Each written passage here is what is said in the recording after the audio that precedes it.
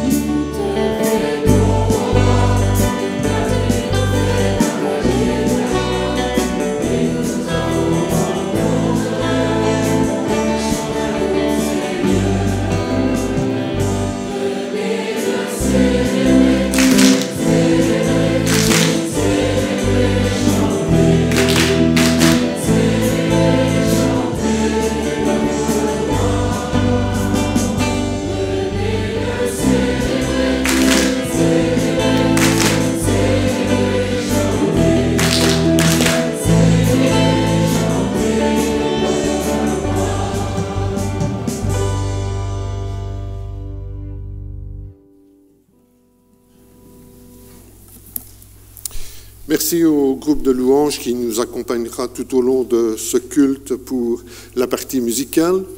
Merci aussi à nos techniciens du son et de l'image, ainsi qu'à vous tous qui avez œuvré pour la bonne réalisation de ce culte de ce dimanche matin. Je vous inviterai maintenant à courber vos têtes pour la prière. En effet, Seigneur notre Dieu, nous sommes réunis ce matin pour te célébrer, pour te louer, te bénir pour ton amour que tu as eu envers nous en nous donnant ton Fils, le Seigneur Jésus. Nous voulons te remercier pour son sacrifice à la croix, Seigneur, et parce que par lui, nous avons un libre accès auprès de toi. Nous sommes maintenant tes enfants, Seigneur.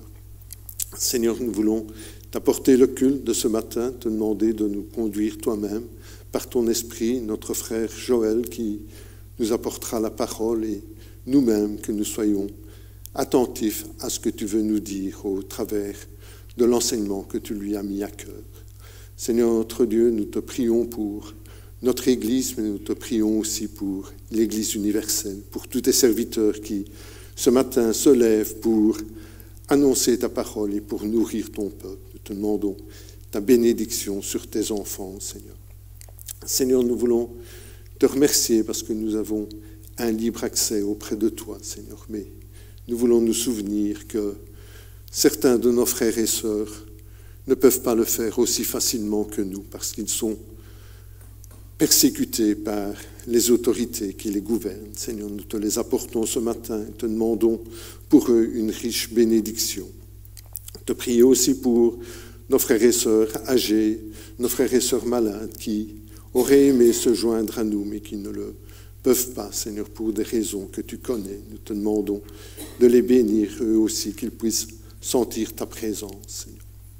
Seigneur, ce matin, nous voulons te remercier aussi pour nos enfants qui sont dans les sous-sols et qui ont l'occasion d'entendre ta parole d'une manière adaptée à leur âge. Nous te demandons que ta parole puisse faire son effet dans leur jeune cœur et qu'ils puissent, dès leur jeune âge, se tourner vers toi, Seigneur. Encore une fois, nous te demandons ta bénédiction sur ces moments que nous voulons passer ensemble. Nous te demandons cela au nom du Seigneur Jésus. Amen. Pour poursuivre notre culte, je vous inviterai à louer le Seigneur avec 2 chants, « Ton nom est grand » et « Béni soit ton nom ».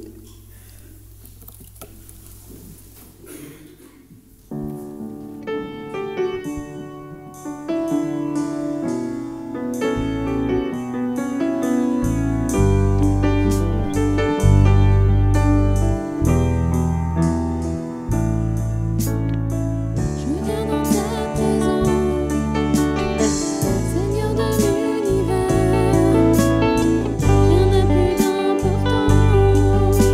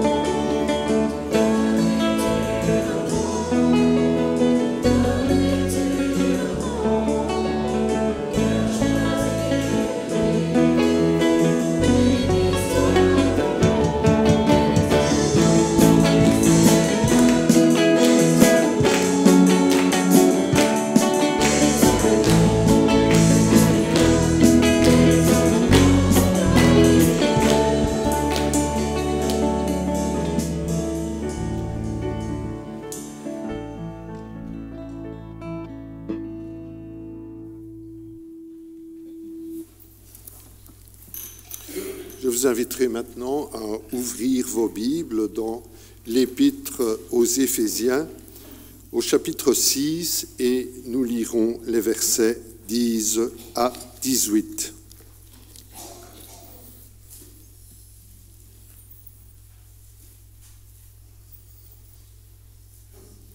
Au reste, fortifiez-vous dans le Seigneur et par sa force toute puissante.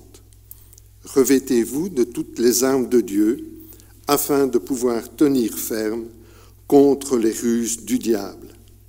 Car nous n'avons pas à lutter contre la chair et le sang, mais contre les dominations, contre les autorités, contre les princes de ce monde de ténèbres, contre les esprits méchants dans les lieux célestes.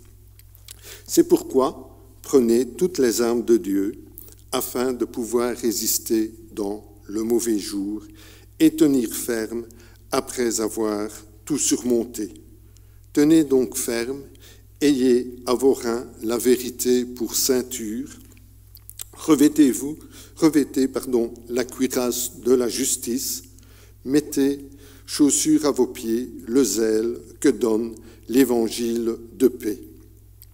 Prenez par-dessus tout cela le bouclier de la foi, avec lequel vous pourrez éteindre tous les traits enflammés du malin.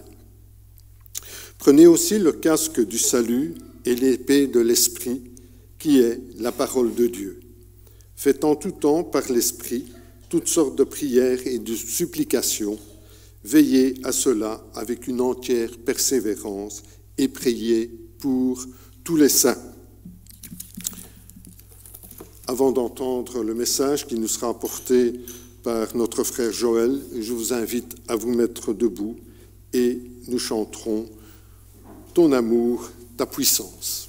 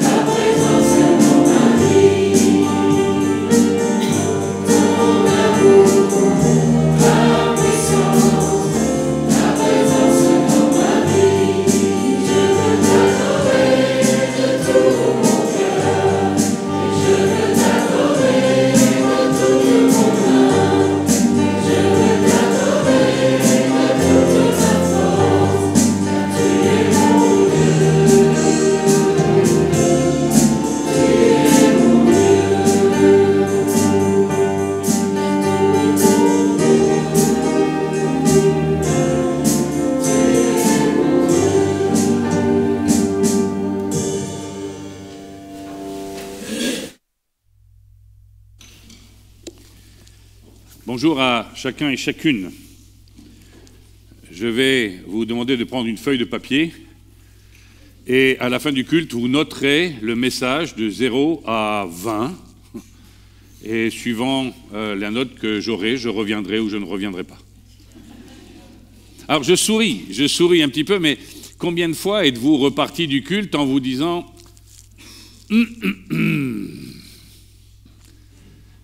si j'allais ailleurs la prochaine fois? Parce qu'il y a quelque chose qui vous a chiffonné, parce que peut-être le culte ne vous a pas plu. Musique trop forte, musique pas assez forte, on ne s'est pas assez levé, on est resté trop souvent assis. Enfin, chacun d'entre nous, on a une approche du culte qui fait qu'on se pose la question de temps en temps, est-ce que le culte m'a plu ou pas? Honnêtement, est-ce que ça vous est déjà arrivé? Moi, oui. Pas seulement quand je prêche, hein, surtout quand les autres prêchent. On a un esprit critique qui se développe et on se pose plus la question, est-ce que ça me plaît ou est-ce que ça ne me plaît pas? Et je me pose souvent, je me suis posé la question ces derniers temps, est-ce que c'est la bonne question? Parce que c'est pas tellement est-ce que le culte qui nous est proposé me plaît, c'est est-ce que je plais à Dieu? C'est une bonne question, non? Parce que cette question-là, en fait, on se donne nous-mêmes les points. Hein, on se dit, oui, bon, là, c'est pas bon, mais c'est bien aussi là. On s'attribue des domaines de notre vie meilleurs que d'autres. Alors, l'un dans l'autre, on a la moyenne. On a 10, 11 sur 20. C'est suffisant. On passe en classe supérieure. Et j'aimerais qu'on puisse se poser aujourd'hui, et puis je crois qu'on se revoit dans 2 mois ou un truc comme ça, on aura la suite, ce sera en 3 volets, sur le fait, qu'est-ce que ça veut dire plaire à Dieu. En quoi est-ce que ma vie plaît à Dieu? En quoi est-ce que le culte auquel je participe, auquel je suis inclus, parce que le culte, c'est pas seulement celui qui est devant. C'est sûr que celui devant, il a un peu plus peut-être travaillé que vous, il a obligé de se mettre là, les musiciens ont répété. Mais le culte, c'est ensemble que nous le donnons devant le Seigneur. Alors je pose la question, est-ce que notre culte plaît à Dieu? Est-ce que je plais à Dieu? Est-ce que, déjà moi, personnellement, je peux m'approcher de Dieu ainsi? Alors je vous propose pour ça plusieurs lectures que nous allons voir. On va voir, entre autres, Hébreux, chapitre 11, verset 5. On dit, tiens, qu'est-ce qu'il va chercher dans Hébreux? On va chercher un verset qui est tout petit, là, qui vient se cacher et qui nous parle de plaire à Dieu.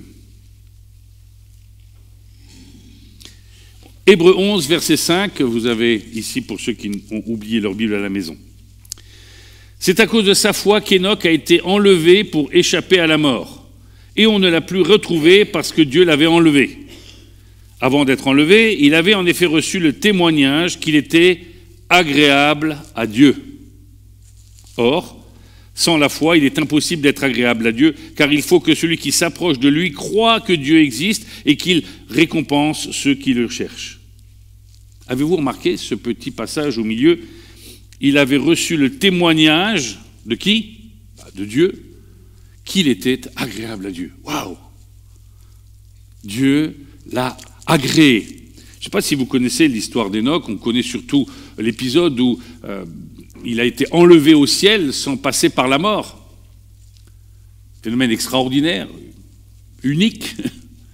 Notre Seigneur nous-mêmes, pour nous-mêmes, Yeshua et Jésus est mort à la croix et il est ressuscité. Mais Enoch, lui, direct, il est entré dans la présence de Dieu. Pour donner le contexte, c'est que la vie d'Enoch est un peu particulière.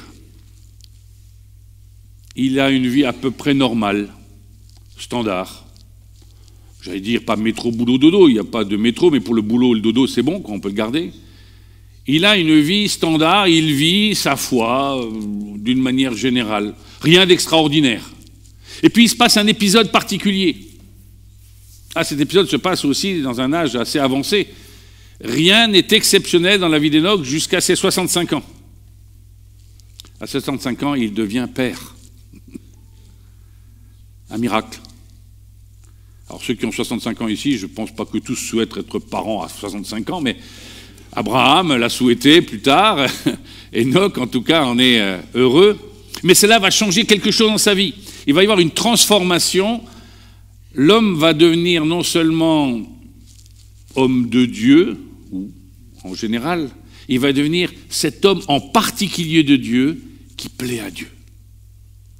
Il y a une transformation qui est due au fait que non seulement il croit, mais je répète la phrase qui est écrite dans ce texte d'Hébreu, « Or, sans la foi, il est impossible d'être agréable à Dieu, car il faut que celui qui s'approche de lui croit que Dieu existe et qu'il récompense ceux qui le recherchent, ceux qui le cherchent. » La foi, c'est pas seulement « je crois ». Il y a beaucoup de gens qui croient. La foi, c'est se placer dans cette confiance, dans cette relation avec Dieu, et dans le fait que nous attendons quelque chose en retour de Dieu. Et ce n'est pas forcément quelque chose de matériel, mais nous le verrons tout à l'heure avec un verset que vous connaissez peut-être. « Bon et fidèle serviteur, entre dans la paix de Dieu, dans la paix de ton maître. » Quelque part, cette récompense, nous la désirons fortement, nous désirons plaire à Dieu. Et ça change complètement la manière de vivre sa foi. Je suis en train de préparer une autre série de messages pour une autre église qui m'a demandé. Et dedans, je commençais par est-ce que c'est important d'être enseigné?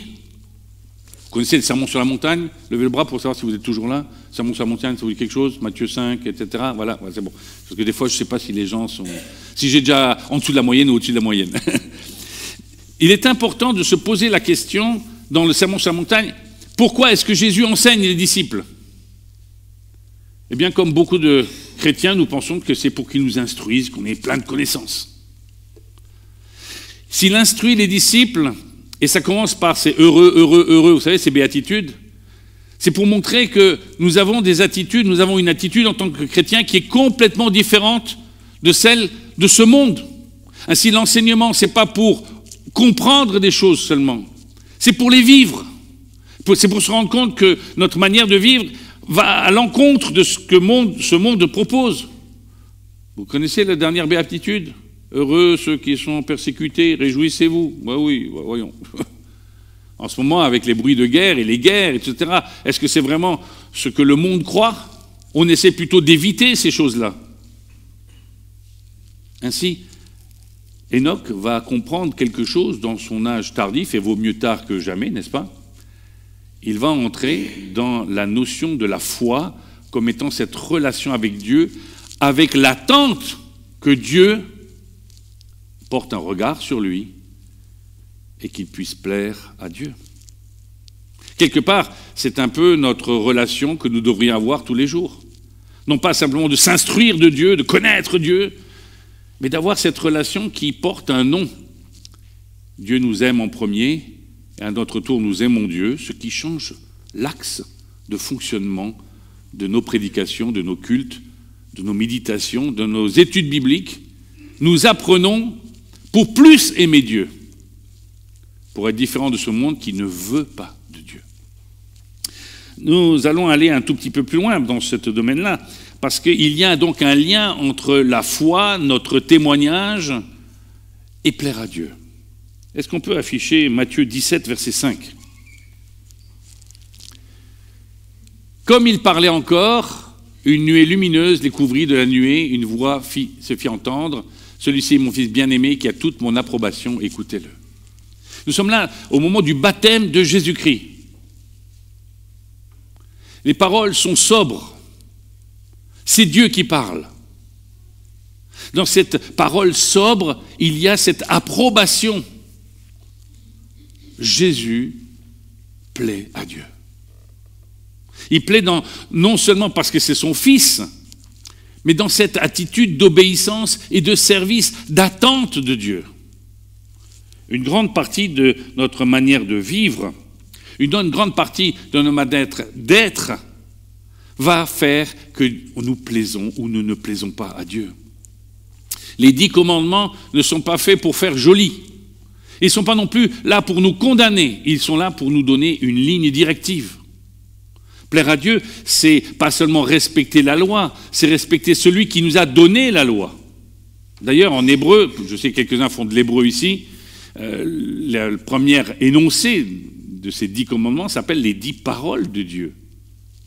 Il ne s'agit pas déjà d'être dans une parole de jugement, comme on dirait, il y a les droits et les devoirs. Il y a cette attitude naturelle que peut-être nous découvrirons un jour, si nous ne l'avons pas encore découvert, mais dans cette relation particulière qui s'appelle la foi en Dieu. Faire confiance en Dieu pour justement être différent de ce que ce monde propose. Être différent, c'est-à-dire se tourner vers celui que nous ne voyons pas et à qui nous voulons plaire. Vers celui que le monde ne voit pas et ne croit pas. Et nous attendre à ce que ce soit lui qui un jour nous donne notre récompense. Matthieu 3, verset 17. Au même instant, une voix se fit entendre du ciel, ces paroles, celui-ci est mon fils bien-aimé, qui a toute mon approbation. Je me suis trompé. Avant, c'est ici que nous avons le baptême, et juste après, c'était la transfiguration. Voilà. C'est-à-dire, dans 2 endroits dans la parole de Dieu, les paroles sont sobres, mais concernent cette nécessité d'être approuvées de la part de Dieu. Il y a quelque chose d'important là. Je m'arrête quelques instants avant de continuer. Quand vous sortez du culte, est-ce que vous pensez que vous avez plu à Dieu? On renverse alors le sens même de notre manière d'apprécier un culte en se disant, est-ce que j'ai reçu quelque chose, mais qu'est-ce que j'ai apporté à Dieu? Avec quelle foi je suis venu? Est-ce que je suis venu par habitude? Est-ce que je suis venu parce qu'il faut venir? Parce que si je ne viens pas, on va me faire la remarque, on va m'appeler pourquoi tu n'étais pas là, etc. Est-ce que je suis venu parce que j'ai envie de vivre dans cette dépendance de Dieu qui fait que ce dimanche matin en particulier, je m'attends à recevoir et à donner et à recevoir. C'est-à-dire à entrer en relation avec Dieu et pas simplement prendre quelque chose et repartir. En continuant, je me suis posé la question si on pouvait avoir du plaisir dans le service. Nous allons lire 2 passages. Le premier se trouve dans Galates, au chapitre 1, verset 10. Maintenant, est-ce la faveur des hommes que je recherche ou celle de Dieu? Est-ce que je cherche à plaire aux hommes? Si je plaisais encore aux hommes, je ne serais pas serviteur de Christ. Rappelez-vous, vous voyez que la première partie nous parle de plaire, et après c'est la notion de serviteur. Le deuxième texte que nous lirons, ça se trouve dans Thessaloniciens, au chapitre 2, 1 Thessaloniciens 2, verset 4. « Mais puisque Dieu nous a jugés dignes de nous confier l'Évangile, nous parlons non dans l'idée de plaire à des hommes, mais pour plaire à Dieu qui éprouve notre cœur. » Dans ce deuxième temps, j'aimerais me poser la question sur ce que cela veut dire et la raison pour laquelle je sers Dieu. Un texte des Écritures nous parle de la notion de travail, il se trouve dans les derniers chapitres d'Éphésiens, et nous dit, quand tu es au travail, si ton patron est là ou s'il n'est pas là, fais bien ton travail. C'est amusant cette phrase qui est mise là. Si tu agis comme s'il était là. Exactement comme nous agissons, même si nous ne voyons pas concrètement Dieu. Est-ce que Dieu est seulement là au dimanche matin? C'est une question. Non? Oui? Vous en pensez quoi? Est-ce qu'il est avec vous quand vous êtes dans vos études? Est-ce qu'il est avec vous sur votre lieu de travail? Est-ce qu'il est avec vous quand vous êtes en vacances? Est-ce qu'il est avec vous quand vous êtes à l'hôpital? Est-ce qu'il est avec vous quand vous êtes seul? Agissez de telle manière que cela plaise à Dieu, quel que soit l'endroit où vous êtes. Ainsi, il ne s'agit pas seulement d'un service chrétien, c'est-à-dire lorsque je témoigne, là je sais que je fais quelque chose de spirituel. Lorsque Dieu nous demande de lui plaire, c'est dans tout ce que nous faisons. Je me souviens d'un monsieur qui me disait, tu sais, au moment de faire ma feuille d'impôt, je ne suis pas toujours sûr que je plaise à Dieu. Alors je lui dis pourquoi? Parce que tu ne donnes pas assez, parce que tu ne gagnes pas assez, parce que tu gagnes trop. Elle me dit non, parce qu'il y a des cases où, tu sais, on joue des fois limite avec la loi, on essaye d'optimiser, vous connaissez ce mot-là, hein, optimiser. Ça ne veut pas dire qu'on ne doit pas optimiser, mais à un moment, est-ce que même lorsque j'optimise, je le fais devant Dieu? Lorsque je cherche à faire des économies, est-ce que je le fais devant Dieu? Et je vais même plus loin, lorsque je donne mon offrande, est-ce que je le fais avec foi?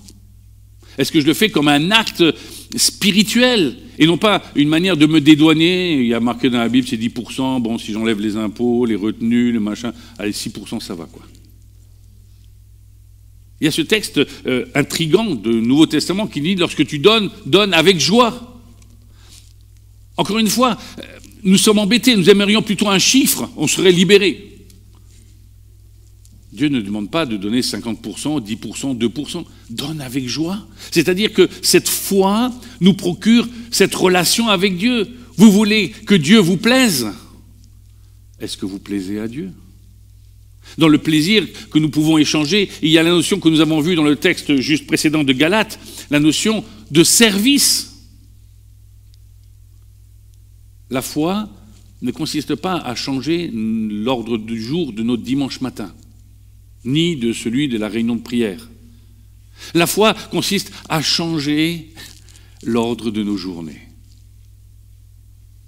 Enoch, 65 ans, serviteur de Dieu, le dimanche matin, le jeudi soir, le mardi soir. Enfin, j'extrapole, ce n'est pas marqué, mais vous comprenez ce que je veux dire? C'est qu'à un moment, il avait séparé les moments spirituels des moments de la journée. Bien sûr, vous allez me dire, Ecclésiaste a dit, il y a un temps pour tout. Oui, mais s'il y a un temps pour tout, il y a en tout le temps de Dieu. Plaire à Dieu n'est pas cet instant furtif des quelques heures qu'on peut passer un dimanche ou à une soirée de louange ou à la réunion de prière ou à l'étude biblique ou que sais-je, au groupe de jeunes. Il y a cette notion du plaisir dans le service. À aucun moment, je ne peux séparer le fait que je suis enfant de Dieu, disciple de Jésus-Christ, et ce que je suis dans la vie civile. Plaire à Dieu, c'est une approche de la foi au quotidien, pas dans l'exceptionnel, pas dans la chose qui ferait qu'il y a un temps spécial pour plaire à Dieu. C'est dans cette continuité qui fait que je peux vivre avec lui, et qu'un jour il m'appelle justement dans Matthieu 25, verset 21, « Bon et fidèle serviteur ». Qui a envie d'être appelé bon et fidèle serviteur? Moi, je lève le bras. Mais ce n'est pas moi qui dis qu'il suis bon et fidèle serviteur. Je dois attendre comme Yeshua, comme Jésus-Christ lui-même a dit, je m'approche de Dieu et c'est lui qui rend témoignage de moi. Prenons le temps, aujourd'hui, cette semaine, tous les jours que Dieu fait, de prendre cet espace de temps où je me présente devant Dieu, non pas pour écouter ma conscience, mais dire, Seigneur, me voici. C'est toi qui dis sur ma vie ce que je suis. Alors, j'ai pris exprès pour essayer de voir qu'est-ce qui pouvait, dans nos journées, s'opposer au fait de plaire à Dieu. Est-ce que vous avez une idée de ce qui pourrait déplaire à Dieu? Alors, je vais vous aider un petit peu. On va prendre Éphésiens au chapitre 4. Éphésiens au chapitre 4 nous interpelle particulièrement parce que ce qui pourrait déplaire, je prends la contraposée, c'est ce qui pourrait attrister. Quand vous voyez le visage de vos enfants et qu'ils sont tout tristes, vous dites « Ah, j'ai dû faire un truc qui ne va pas, quoi. » Alors on peut éduquer ses enfants, vous avez pas les conseils de Joël, mais on dit souvent il faut quand même corriger les enfants. Mais si la correction n'amène pas à justement une correction, ça ne sert à rien. Un jour, il y a une dame qui m'a dit, tu sais, je me suis rendu compte que chaque fois que les enfants faisaient une bêtise, je me mettais en colère. Mais en fait, ça ne servait pas à grand-chose, parce que ma colère ne les éduquait pas. Il y a un moment où je devais comprendre pourquoi, d'un seul coup, dans ma colère, je les attristais. Parce que je leur faisais peur. Il y a un moment où, dans notre colère, nous pouvons faire peur, plus que de corriger nos enfants. Dieu nous fait-il peur? Non. Il nous avertit. Il veut nous corriger, mais il ne veut pas nous attrister. Au contraire, je ne crois pas dans l'Écriture qu'on puisse trouver un endroit où Dieu nous attriste. On est des fois surpris, mais nous attrister, non. On peut ne pas comprendre, mais nous trouvons aussi la consolation dans le Seigneur. On a chanté tout à l'heure un chant qui dit « Tu donnes et tu reprends ». Vous chantez facilement ce chant-là? Vous écoutez les paroles? Mon épouse est témoin ici. Ce chant a été chanté le jour de l'enterrement de notre fils. C'est le verset qui m'a été donné par mon oncle en Israël, quand il a appris que notre fils était décédé. Vous croyez que je le chante facilement, ce chant? Il y a des moments où je dis, Seigneur, là j'étais franchement triste. Mais j'ai dû apprendre à comprendre que la tristesse ne vient pas de Dieu. Elle vient de mon état à moi. Et je dois accepter, chacun d'entre nous, on a des vécus différents, que Dieu donne, mais que Dieu peut reprendre aussi. C'est là aussi la foi. Ce n'est pas marqué dans mon texte, mais je vous rappelle un autre épisode. Abraham. Abraham, lorsqu'on lui demande de sacrifier son fils, vous savez quel âge a Isaac à ce moment-là? Qui peut me donner un âge d'Isaac? Hein? 40? Qui c'est qui a dit 40? Oui, t'es pas loin, 30, 35, 40. Il a 35 ans. Sur toutes nos images, on voit un petit gamin qui, hop là. Ah, un gamin, il peut ne pas comprendre tout. Mais à 35 ans, il se rend bien compte, il dit à son père, où est le sacrifice? Ça a dû se nouer un peu ici, hein, là, quelque part. Hein. On parle de la foi d'Abraham, mais la foi d'Isaac aussi. Ok, si c'est Dieu. Et il nous est dit, encore une fois, dans l'épisode de la foi de Hébreux, nous lisons dans Hébreux 11 qu'Abraham croyait que Dieu pouvait ressusciter son fils. Tout est question de foi. À un moment, si dans l'épreuve, vous êtes attristé parce que vous croyez que c'est Dieu qui vous a attristé, travaillez, et je ne vous reproche rien, mais travaillez sur votre foi, votre relation avec Dieu, sur la raison pour laquelle d'un seul coup, un épisode dans votre vie fait que d'un seul coup, Dieu ne vous plaît plus. Lisons Éphésiens, chapitre 4. Nous lirons, alors je ne sais plus qu'est-ce que j'ai donné, je t'avais donné quel verset en premier? Hop, je ne sais plus où j'ai commencé. Attends, ça apparaît, voilà. Non, c'est pas celui-là. Je ne sais pas si c'est une question de foi, là, hein, femme sur les Suisses. Alors nous sommes là dans Éphésiens 4. Je vous encourage donc, moi, le prisonnier dans le Seigneur, à vous conduire d'une manière digne de l'appel que vous avez reçu. Paul n'a pas vraiment une vie super géniale d'un point de vue social. Mais on continue. En toute humilité et douceur, avec patience, supportez-vous les uns les autres dans l'amour. Efforcez-vous de conserver l'unité de l'esprit par le lien de la paix. Il y a un seul corps et un seul esprit, de même que vous avez été appelés à une seule espérance par votre vocation. Il y a un seul Seigneur, une seule foi, un seul baptême, un seul Dieu et Père de tous, il est au-dessus de tous, agit à travers tous et habite en nous et en tous. Cependant, à chacun de vous, la grâce a été donnée à la mesure du don de Christ. C'est pourquoi il est dit, il est monté sur les hauteurs, il a emmené des prisonniers et il a fait des dons aux hommes. Or, que signifie il est monté, sinon qu'il est aussi d'abord descendu dans les régions les plus basses de la terre? On vous a enseigné à vous débarrasser du vieil homme. Alors, il a mis vieil homme parce que vieille femme, ça fait mauvais genre, quoi. Donc, mais c'est la même chose. Hein. On vous a ainsi enseigné à vous débarrasser du vieil homme qui correspond à votre ancienne manière de vivre et se détruit sous l'effet de ses désirs trompeurs, à vous laisser renouveler par l'esprit dans votre intelligence et à vous revêtir de l'homme nouveau, créé selon Dieu dans la justice et la sainteté que produit la vérité. C'est pourquoi, vous débarrassant du mensonge, dites chacun la vérité à votre prochain, car nous sommes membres les uns des autres. Si vous vous mettez en colère, ne péchez pas, que le soleil ne se couche pas sur votre colère, et ne laissez aucune place au diable.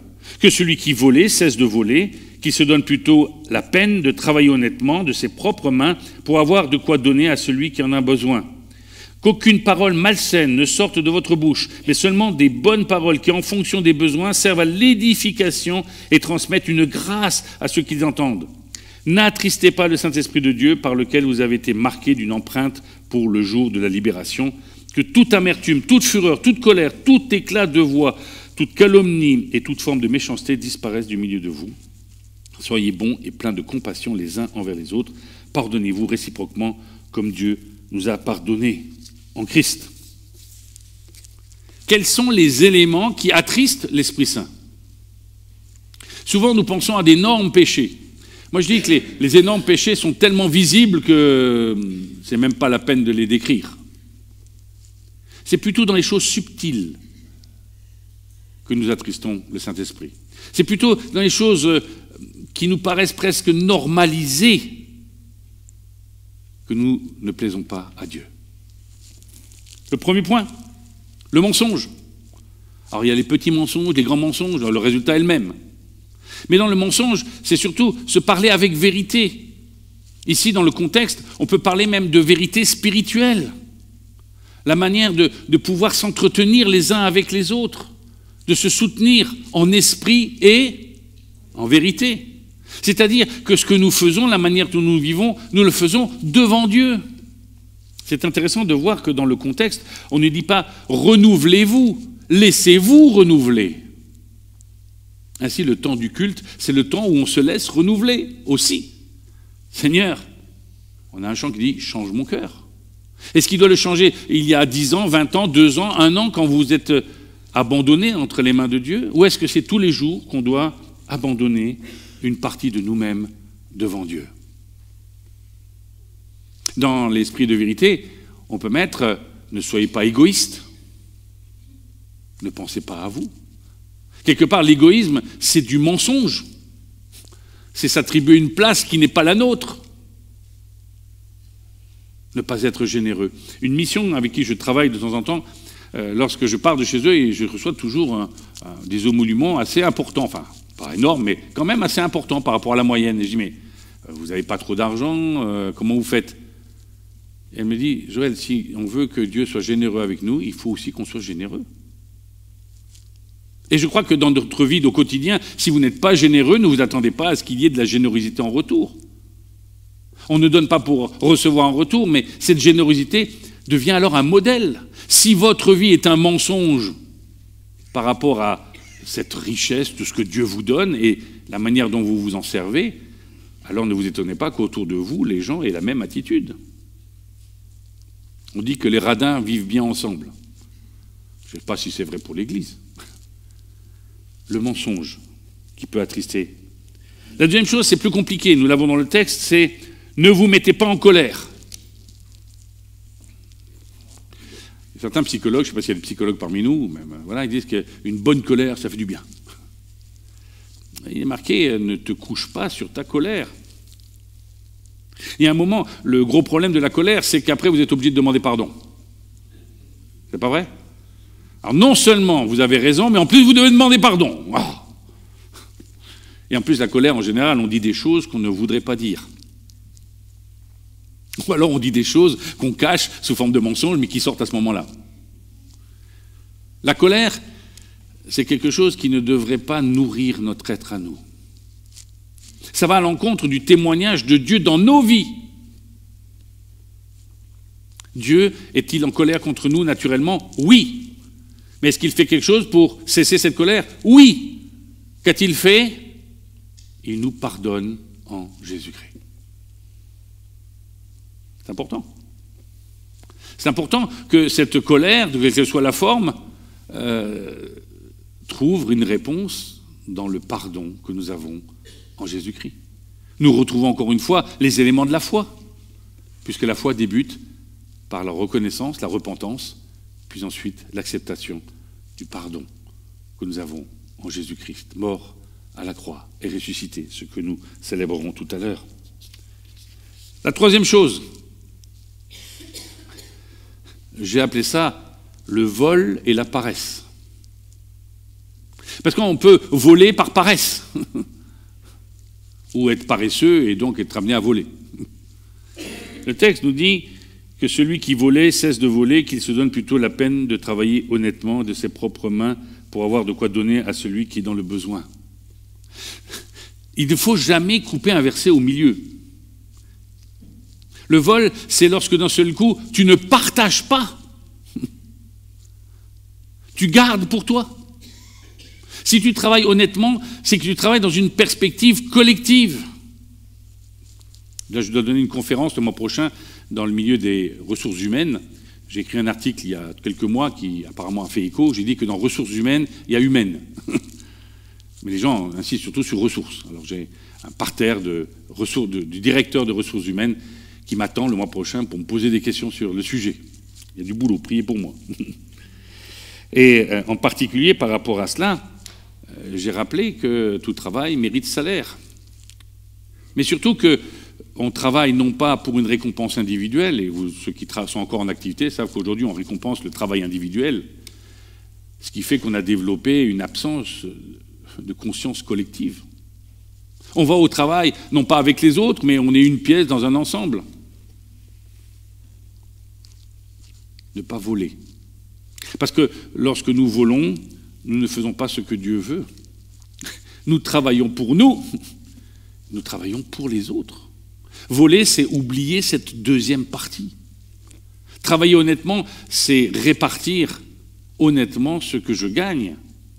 Alors certains disent, mais moi je ne gagne rien, donc je suis tranquille, j'ai rien à partager. Non, le travail ici ne signifie pas seulement celui qui rémunère, mais celui qui t'apporte quelque chose. La participation dans ton foyer, dans ta maison, toutes ces choses-là. Lorsque d'un seul coup tu te contentes en te disant, ça y est, c'est bon, je ne fais plus rien. Tu voles. 65 ans, Enoch. Vous pensez qu'il a eu des nuits comment, lui? Moi, j'ai pas encore 65 ans, mais je ne serais pas très très content d'avoir un bébé qui se réveille la nuit, quoi. Voilà. J'aime bien passer mes nuits complètes. Mais il n'a pas vu ça comme une charge, mais comme une grâce. Continuer à servir Dieu jusqu'au bout par la foi, pour plaire à Dieu. Il n'y a pas un moment où vous pouvez dire à Dieu, Seigneur, là, je suis à la retraite. Il peut dire, il y a un autre changement, un changement de rythme. Mais jamais nous ne cessons le service de Dieu, car nous le voyons, c'est dans le service que nous plaisons à Dieu. Ce n'est pas dans l'agitation. La dernière chose, ne pas dire, avoir des paroles malsaines ou destructrices. Qu'est-ce que cela signifie? À quel moment nous pouvons attrister lorsque, d'un seul coup, nous pensons du mal de l'un ou de l'autre? J'ose le dire même, si vous avez raison. Il y a un moment, penser du mal de quelqu'un ne l'aide pas plus. Combien d'enfants témoignent aujourd'hui du fait que parce qu'un professeur, un instituteur les a pris en grippe, ils ont fini par croire qu'ils ne valaient rien. Même si au départ, il n'y avait peut-être pas encore la graine de l'ingénieur ou de l'artisan. Oui, c'est compliqué d'avoir des pensées sans penser mal ici ou là.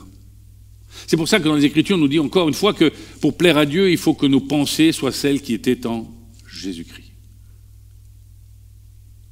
Savoir placer les autres avant nous, se faire serviteur. Et je reviens au texte de tout à l'heure, servir Dieu dans cette perspective. Jusqu'où avez-vous confiance en Dieu? Jusqu'où pensez-vous aller avec Dieu? À quel moment vous pouvez dire et vous attendre d'abord à une réponse de la part de Dieu, bon et fidèle serviteur, tu as mon approbation. On va terminer avec quelques textes qui vont illustrer tout cela. Nous allons chercher dans Colossiens, je ne sais pas si je t'avais donné Colossiens, oui. Nous allons lire quelques versets dans Colossiens, chapitre 1, versets 9 à 11.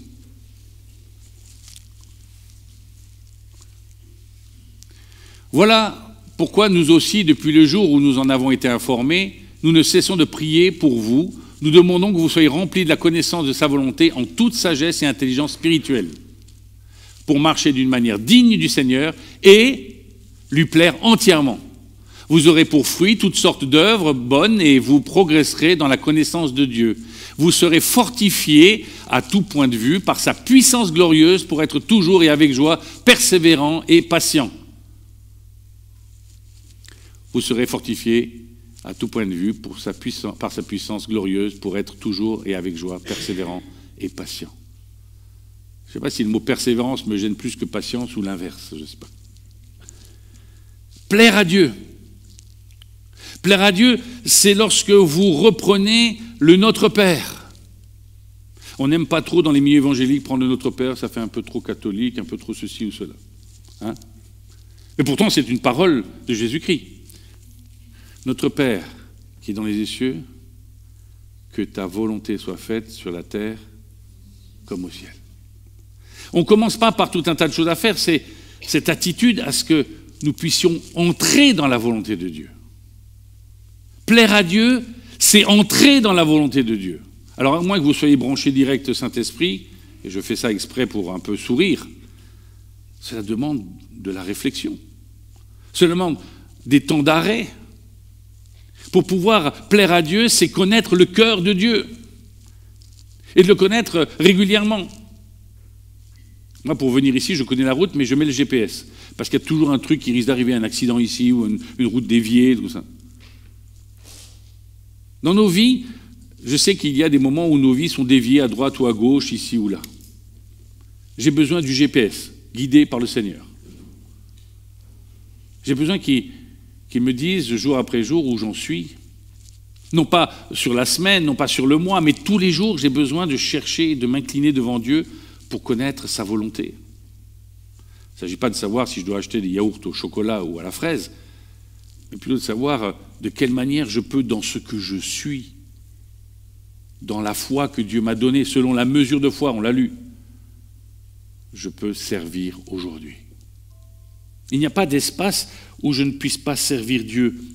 Nous connaissons tous Matthieu chapitre 7, les versets où des gens disent « on a fait ci, on a fait ça, on a fait toutes sortes de choses ». Vous connaissez ce passage de la fin de Matthieu 7 ? C'est encore le sermon sur la montagne. On a fait des guérisons en ton nom, on a fait plein de choses en ton nom. Et la parole de Jésus-Christ qui dit « je ne vous connais pas ». C'est même plus dur que ça en grec, mais « je ne vous connais pas ». Comment ça ? Mais nous avons fait plein de choses pour toi. Et la suite nous dit « mais tu n'as pas fait la volonté de ton Père, tu as fait des choses selon ce que tu voulais, mais pas ce que je voulais ». Ces gens ont fait plein de choses qui ne plaisaient pas à Dieu. Et juste après, nous avons ce célèbre passage qui nous dit « le fou sur le sable a construit sa maison, et la tempête arriva, et la maison fut détruite. Mais le sage, sur le roc, a bâti sa maison. La tempête arriva, et la maison résista. » Plaire à Dieu, finalement, c'est faire la volonté de Dieu. C'est entrer dans ses plans, ce n'est pas s'agiter, ce n'est pas se bousculer, ce n'est pas faire des actes héroïques spirituels. C'est juste comprendre que Dieu doit avoir la première place dans nos vies, avec persévérance, patience, nous laisser renouveler, et non pas essayer de nous renouveler,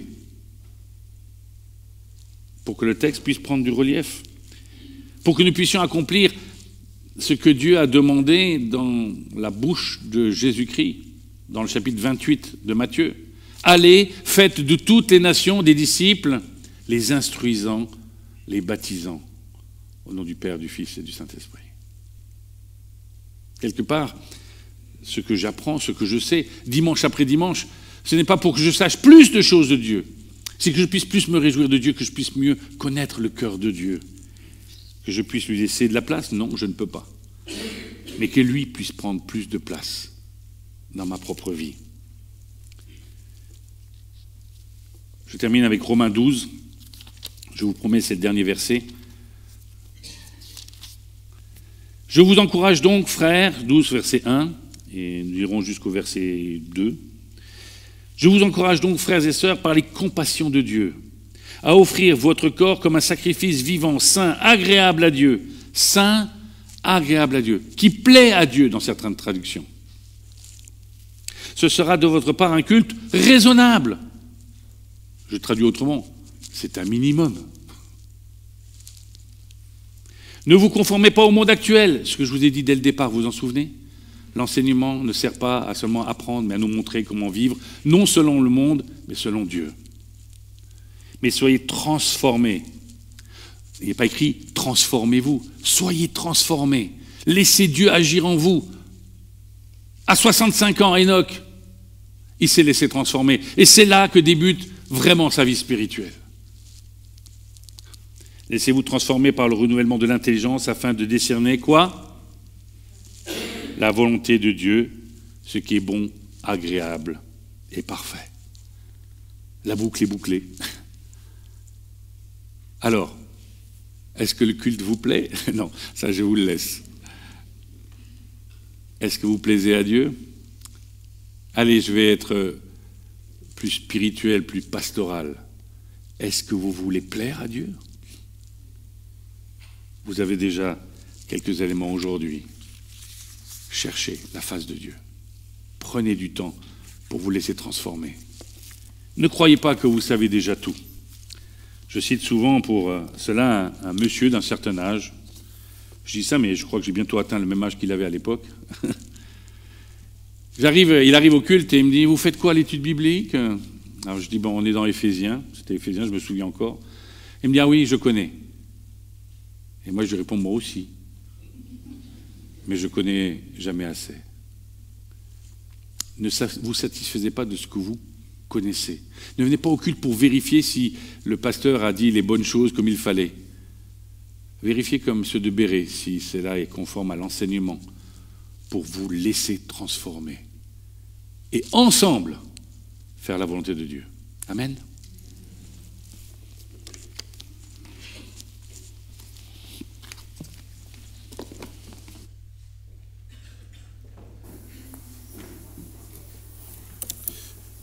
Merci à notre frère pour ce message qu'il nous a apporté de la part du Seigneur et que le Seigneur puisse nous aider par son esprit à mettre cela en pratique dans notre vie de tous les jours. Pour introduire le moment de Sainte Seine, je vous inviterai à chanter le chant « Attaché à la croix pour moi ». Attention, ce n'est pas la version que nous avons l'habitude de chanter, mais nous chanterons la version de Dan Luyten.